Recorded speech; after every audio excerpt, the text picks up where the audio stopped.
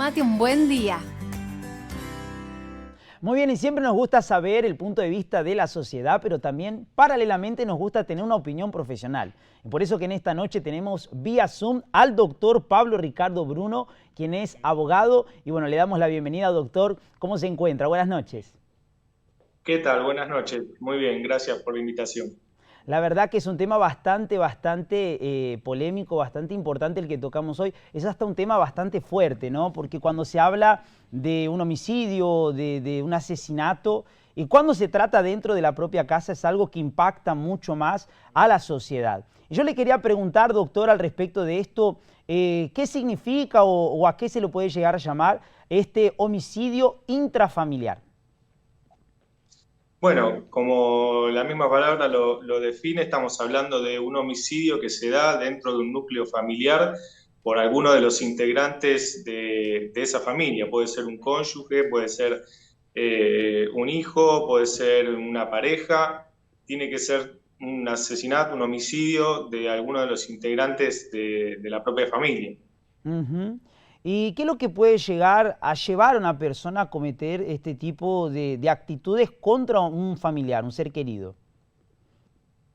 Mira, razones puede haber diversas. La realidad es que el tipo de personalidad que una persona puede tener, una persona quizás de rasgos violentos, quizás una persona muy introvertida o una persona con problemas de adicción a las drogas o al alcohol. Bueno, hay diferentes motivos que pueden llevar a que una persona tome la decisión de cometer un homicidio dentro de su propia familia.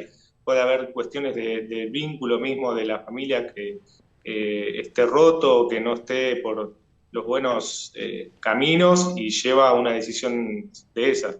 Ujú, la verdad que sí. Por ejemplo, problemas familiares, ¿qué familia que no enfrenta, ¿no? Ya sea problemas económicos, deudas, como veíamos recién en el caso del informe de esta familia allá en Colombia. Por ejemplo, problemas de discusiones, quizás hasta inclusive hay familias que enfrentan traumas causadas por abusos, por maltratos, por humillaciones, por violencia. Son diferentes causantes, diferentes factores. La pregunta es esta: tanta violencia, tanto sufrimiento, tantas humillaciones, ¿puede llegar a quebrar mentalmente a una persona de tal manera que ella quiera llegar al punto de matar a un familiar? ¿O eso es apenas una excusa que la persona utiliza muchas veces de repente después del acto, ¿no?, para intentar justificar un deseo que tenía dentro suyo? No, a ver, la realidad es que ante ese tipo de situaciones quizás extremas, donde una persona es sometida a un maltrato, a un abuso o algún tipo de violencia, tanto sea psicológica como física, puede llevar o terminar siendo causal de un homicidio dentro de la familia o dentro de cualquier ámbito, a veces no solo dentro del ámbito familiar, pero tampoco se puede generalizar porque no todas las personas que están sometidas a un tipo de violencia o a un tipo de abuso siempre van a terminar en un homicidio, ¿no? No podemos generalizar desde ese punto de vista, pero sí es un factor altamente probable que pueda dar como resultado una persona que tiende a cometer ese tipo de delitos. Ujú. Sabemos que a veces estos asesinatos o estos homicidios dentro de la casa se producen también de una manera, ¿cómo decirlo?, que no es intencional, accidental, ¿no? Qué sé yo, una pelea, una discusión y de repente accidentalmente un familiar terminó con la vida del otro. Cuando sucede esto, ¿la persona que cometió esta actitud es considerada como un asesino? No, digamos que técnicamente no, porque una persona que por alguna razón que no es la voluntad mata a otra persona, puede ser por impericia o por imprudencia. La realidad es que no la podemos considerar como un asesino equiparable a lo que nos dice el artículo 79 del Código Penal, donde la persona necesita tener dolo, lo que se llama el dolo, la intención y la voluntad de matar a otra persona para ser considerado como un asesino penalmente responsable dentro del marco legal. Sí, se conocen o tenemos la figura del homicidio culposo, donde la persona no tiene la voluntad de cometer ese acto y tiene una pena obviamente mucho menor a la que tendría una persona que quiere cometer el delito. Ujú. Y por ejemplo, cuando tratamos de un homicidio que es intrafamiliar, ¿no? ¿La pena es mayor que si fuera apenas un homicidio de la puerta para afuera? Sí, sí, sí. El artículo 80 del Código Penal establece que en el caso que sea un ascendente, un descendente, un cónyuge, las penas son sensiblemente mayor a las penas de 8 a 25 que tiene un homicidio simple. Tenemos esas dos figuras, el homicidio simple, el homicidio calificado dentro de la figura del Código Penal y, por supuesto, el hecho de que sea intrafamiliar tiene que ser en esa figura, ¿no? Un ascendente, un descendente, un cónyuge o alguien que haya tenido una relación de pareja, dice el código, para que sea considerado como un agravante de la pena básica del homicidio simple. Ujú. Por ejemplo, hemos visto cómo, por ejemplo, ha crecido mucho el tema de los femicidios, ¿no? Maridos que terminan con la vida de la esposa o de la mujer, de la pareja, de padres que a veces también quitan la vida de sus hijos. Y hasta inclusive se ha visto también, de repente en minoría, pero también se ha visto el caso de parricidios, ¿no? Que es cuando los hijos toman la decisión de quitar la vida a los padres. Independientemente de esto acá, Pablo, ¿qué es lo que pasa por la cabeza de una persona que es asesina? ¿Cómo ella se encuentra mentalmente o cómo se la califica psicológicamente? ¿Ella está bien? Bueno, eso ya, digamos, es por ahí materia más de un tema psicológico, psiquiátrico, de determinar qué pasa por una persona. La realidad es que no lo podemos saber a ciencia cierta, qué es lo que pasa dentro del pensamiento, de la voluntad de una persona que toma la decisión de matar a un familiar, a una parte de su familia. Sí, sí se podemos decir que obviamente son personas que están perturbadas en su raciocinio, en su voluntad, que no tienen los frenos a la personalidad que todas las personas tenemos para no cometer ciertos tipos de acciones, pero es una realidad que no podemos saber a ciencia cierta qué es lo que pasa dentro de esa persona. Ujú, realmente, realmente. Y por ejemplo, Pablo, hay ciertos rasgos de la persona, ¿no? De la personalidad de la persona que la puedan llegar a hacerla, que se convierta en una asesina, llegar a tomar una decisión tan drástica, así como la de quitarle la vida a un propio familiar. ¿Hay ciertos rasgos de la personalidad que puede llegar a favorecer que esto llegue a suceder? Sí, en líneas generales podemos hablar de personas, como te decía al principio, que han sufrido algún tipo de abuso, algún tipo de adicción, tanto sea las drogas como el alcohol, pueden ser personas eh, con mucha ansiedad, con personas que no pueden manejar sus impulsos. La verdad que podemos hablar de ese tipo de personalidades, por ahí personalidades que tienden a la agresividad o a no poder manifestar sus emociones de manera racional, entonces terminan cometiendo este tipo de acciones violentas donde cometen este tipo de acciones, el homicidio, a veces por ahí no un homicidio, pero terminan en lesiones gravísimas. La realidad es que las personalidades son variables, ¿no? No siempre las personas que tienen un determinado rasgo de personalidad pueden o las podemos considerar como asesinos latentes. La realidad es que cualquier persona puede convertirse de un momento a otro en un homicida por diferentes razones, quizás hasta de manera impensada, pero en un ataque de emoción violenta termina cometiendo un homicidio. La verdad que sí, la verdad que sí. Y Pablo, por ejemplo, ¿cómo actúa la justicia cuando se trata así de un caso de homicidio, de asesinato?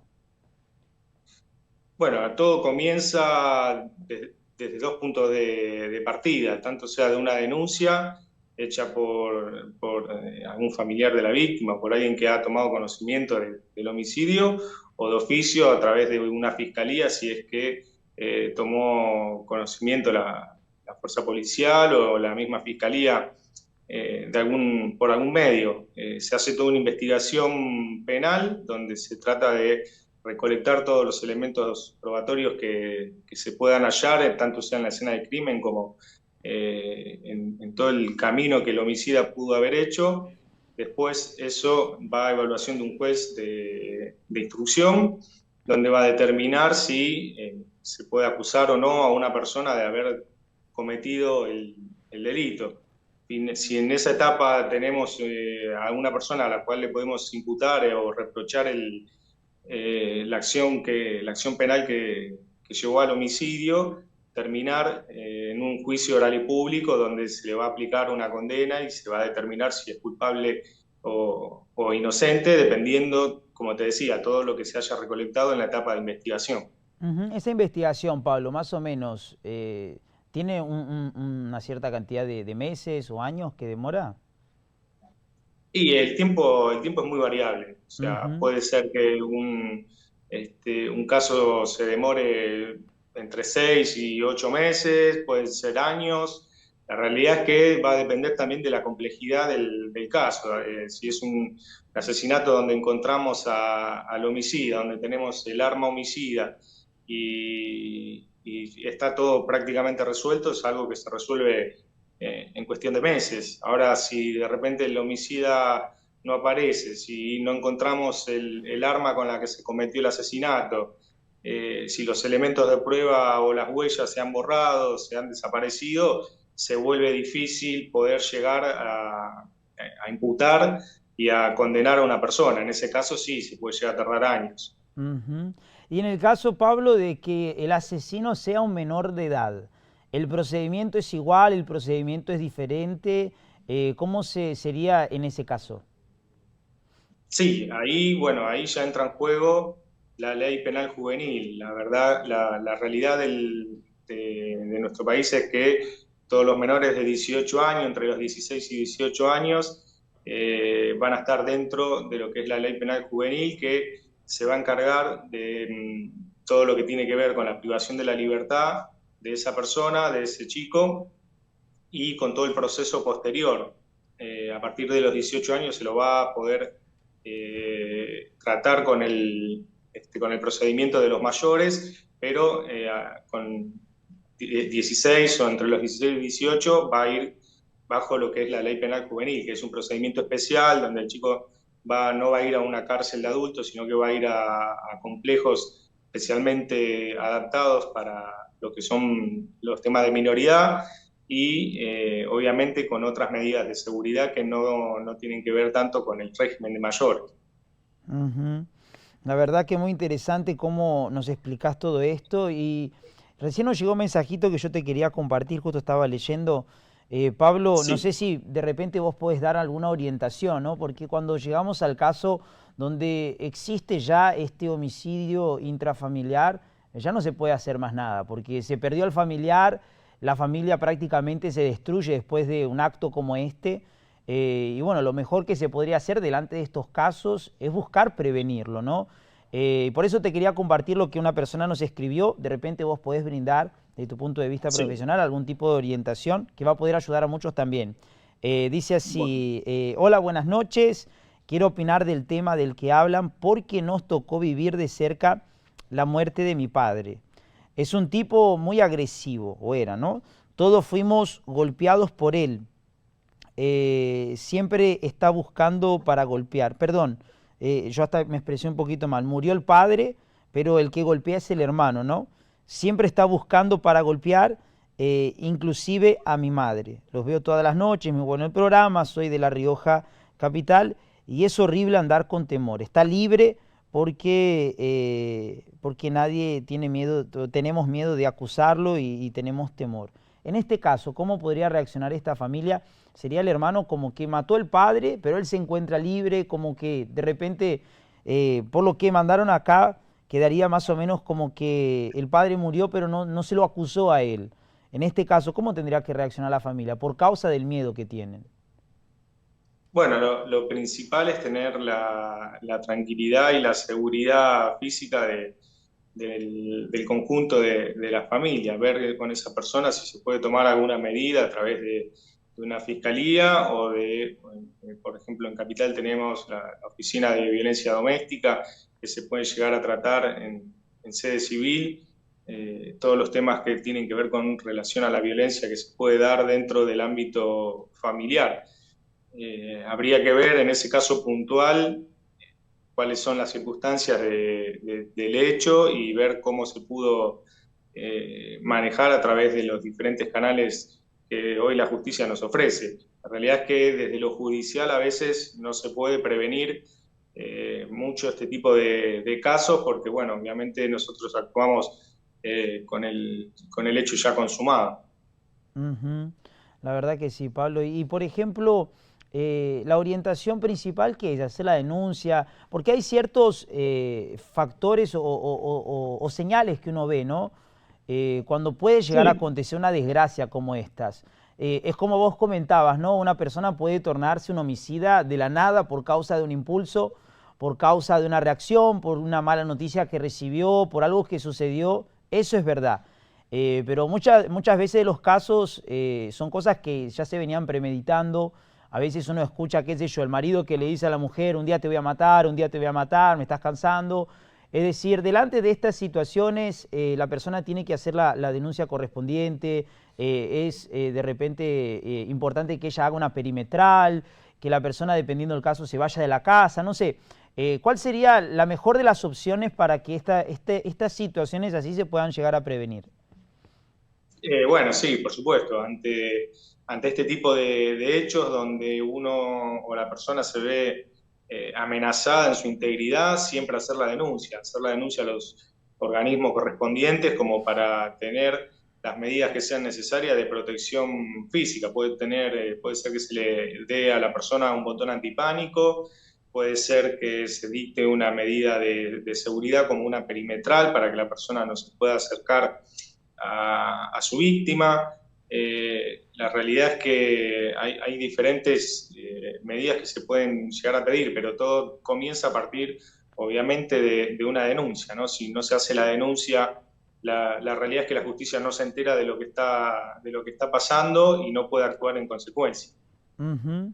Te quería compartir, Pablo, un mensajito más para ir despidiéndote, Bueno, que habla acerca de uno de los factores. Dice así: buenas noches, es un tema muy fuerte el de hoy. Yo pienso que estos casos suceden más que nada cuando hay un deseo de poseer los bienes de la familia. Hijos que son capaces de matar a sus padres para quedarse con una casa o algún otro bien de valor. Es algo horrible, pero que a cada día se ve más. Son casos de estos, por ejemplo, ¿no? Donde sucede, qué sé yo, un hijo que termina con la vida de los propios padres. Son casos que son comunes, son casos que están creciendo, son casos que existen, que pasan. ¿Es uno de los más conocidos o es algo así más tranquilo el tema este de llegar al punto de quitar la vida a un familiar pensando en lo material? sí, no es algo quizás tan frecuente como puede ser los homicidios por violencia de género, por violencia de otro tipo, pero sí hay casos donde el homicidio se corresponde con una avaricia, con una voluntad de querer apoderarse del patrimonio tanto sea de los padres, normalmente sucede en esa línea. Puede ser que quizás sea al revés, que por ahí es un hermano que quiere quedarse con bienes como único heredero, tiene que ver ahí las cuestiones hereditarias a veces con el patrimonio que uno le corresponde y pueden llevar a tomar ese tipo de decisiones. Pero sí, son casos que se presentan, que lamentablemente ocurren y hay que estar atentos siempre las actitudes que tienen las personas con respecto a los patrimonios. La verdad que sí, Pablo, muy interesante cómo vos explicaste este tema, ¿no? Para las personas que están viendo, el saber que ellas pueden hacer algo para prevenir, ¿no? Para buscar la ayuda correspondiente, porque es lo que mencionábamos recién, ¿no? Cuando se llega al caso del homicidio, ahí ya mucho no se puede hacer más que entregar al familiar a la justicia y hacer todo el procedimiento que uno ya sabe que es doloroso, que a veces demora, y muchas de las veces hasta el familiar queda por el resto de la vida encerrado en una prisión. Entonces la importancia de buscar esta ayuda, ¿no? En la justicia, que es lo que realmente puede llegar a ayudar a que también se terminen previniendo estos casos, ¿no? Pablo, la verdad que nosotros nos queda agradecerte por tu participación en el programa. No sé si te gustaría compartir de repente algún contacto tuyo o tus redes para que esta persona que está del otro lado y de repente está pasando por algún problema, de repente no sé si sos abogado penal, pueda comunicarse con vos, pueda ponerse en contacto con vos para poder recibir esta ayuda, ¿no? Sí, me pueden ubicar en el teléfono celular 11 3178 3748 o en el Instagram del estudio BL, B larga L y asociados, donde podemos brindarle asesoramiento a cualquier persona que esté pasando por algún hecho penal similar a lo que estuvimos hablando hoy, o ver si podemos asistir a, quizás desde el punto de vista de la víctima, cómo prevenir este tipo de casos. La verdad que sí, Pablo. Muchísimas gracias. Ahí colocamos en el graph la información para que la gente se pueda poner en contacto con vos. Te mandamos un saludito grande y muchísimas gracias por tu participación en el programa. Muchas gracias y buenas noches a ustedes. Dale, chao, chao. Chao, hasta luego.